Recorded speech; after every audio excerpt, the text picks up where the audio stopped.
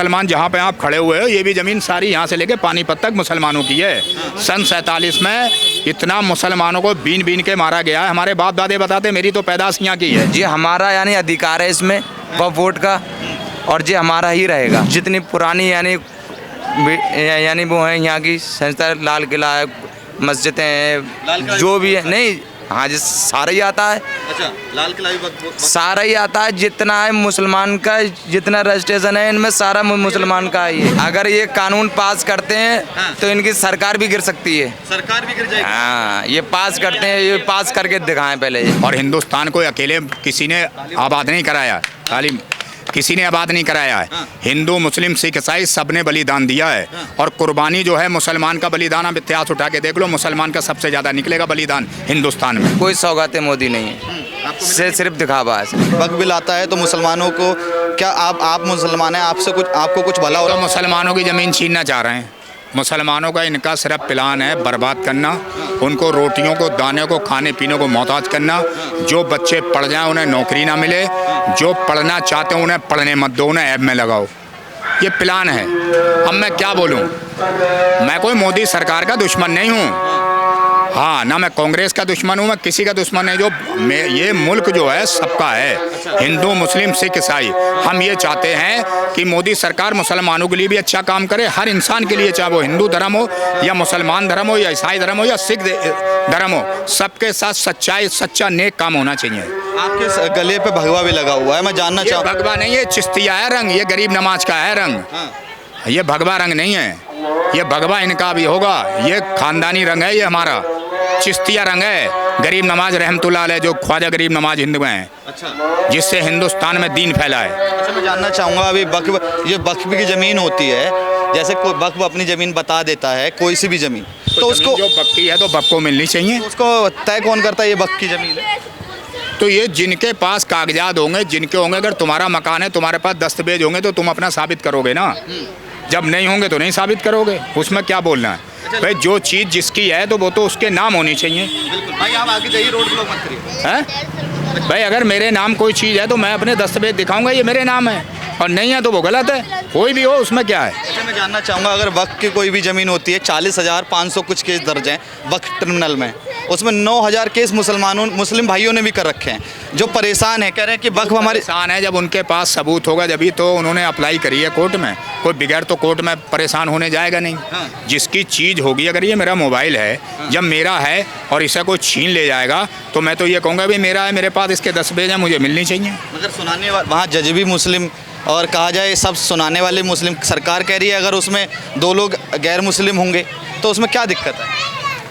ये तो गैर मुस्लिम हो या मुस्लिम हो, हम ये चाहते हैं जो सच्ची चीज़ है, जो सच्चा हिसाब है, वो सच्चे इंसान को मिलना चाहिए। सच्चे इंसान को मिलना चाहिए, बस हमारा ये है। अगर हमारी संपत्ति है तो हमें मिलनी चाहिए, नहीं है तो नहीं मिलनी चाहिए। हमें उस पर कलेश नहीं करना चाहिए, बात ये है। अच्छा, अभी आप कह रहे हैं नरेंद्र मोदी 11 साल से किसी का कुछ भला नहीं कर रहे, मगर देखा जाए क्या 2500 रुपये पर बात करी नहीं दी है? वो तो कह रहे हैं कि लाओ ये डॉक्यूमेंट्स लाओ, वो डॉक्यूमेंट्स लाओ, ये लाओ। भाई मैं तो जो खबरें सुनता हूँ ना, मैं 5वीं क्लास का स्टूडेंट हूँ, इतना पढ़ा लिखा नहीं हूँ मैं जो सुनता हूँ ना मोबाइल पे, मैं वो खबरों में बता रहा हूँ कि 2500 रुपये नहीं मिल रहे हैं।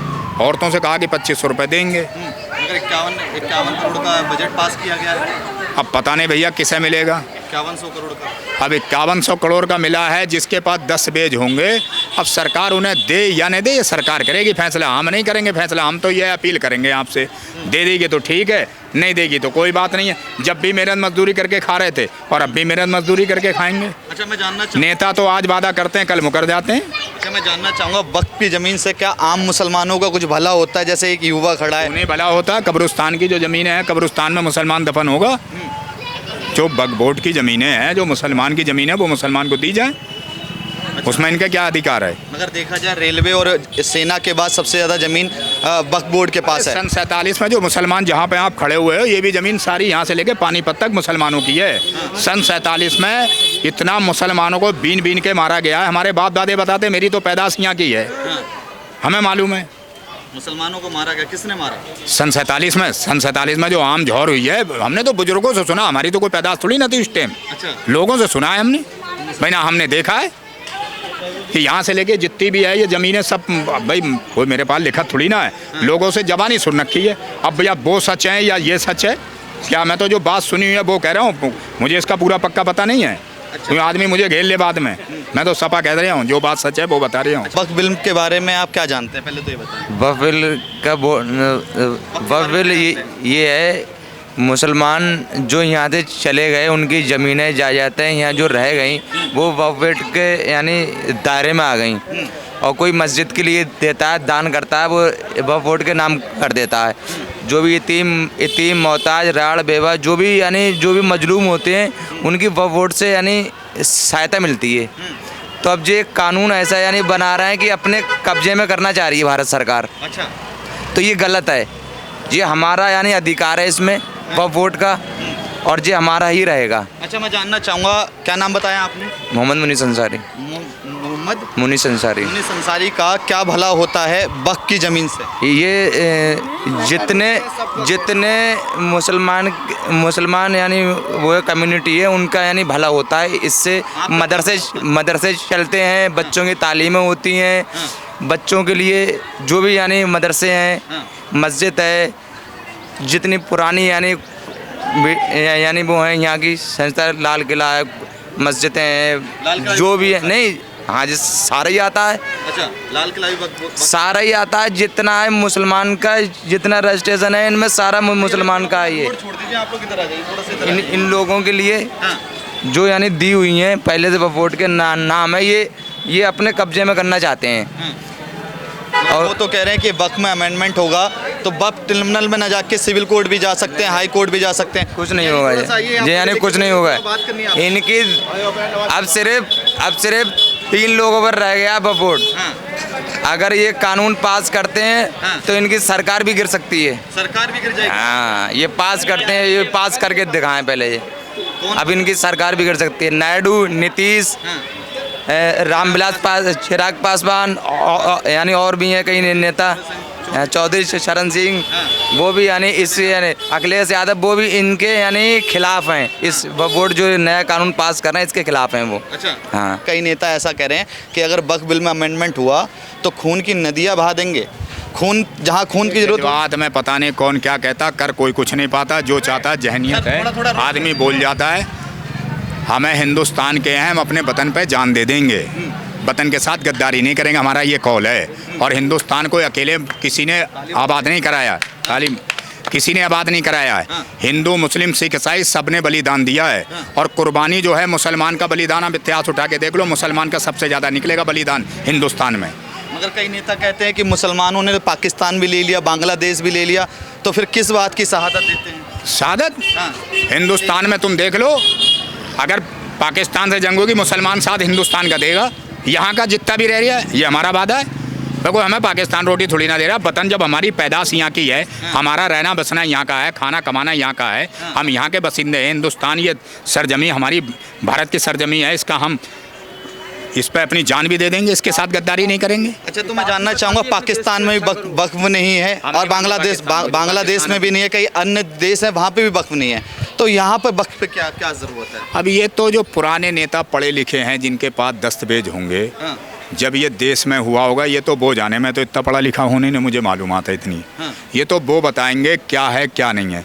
जो कानून के प्रवक्ता हैं, जिन्होंने तालीम पाई है, जो पढ़े लिखे हैं, जो मंत्री या मिनिस्टर हैं, राष्ट्रपति या प्रधानमंत्री या गृह मंत्री या IG, DIG, DCP, MP, MLA, home minister, chief minister, prime minister, ये इनके पास होंगे ओहदे, ये दस्तावेज के पढ़े लिखे नेता हैं, इनको सब मालूम होगा। हम अल्पन आदमी हम क्या जाने, हम तो जैसे एक अखबार कोई पढ़ रहा है, कोई बात सुन ली तो वो अपना दिमाग लगा लिया, हमें इतना कहाँ मालूम है। अभी नरेंद्र मोदी ने सौगाते मोदी दिया, देखा, एक ऐसे लाभ दिया जिसका लाभ सिर्फ नहीं है, कोई सौगाते मोदी नहीं है, सिर्फ दिखावा है, सिर्फ दिखावा है। किस चीज़ का दिखावा है?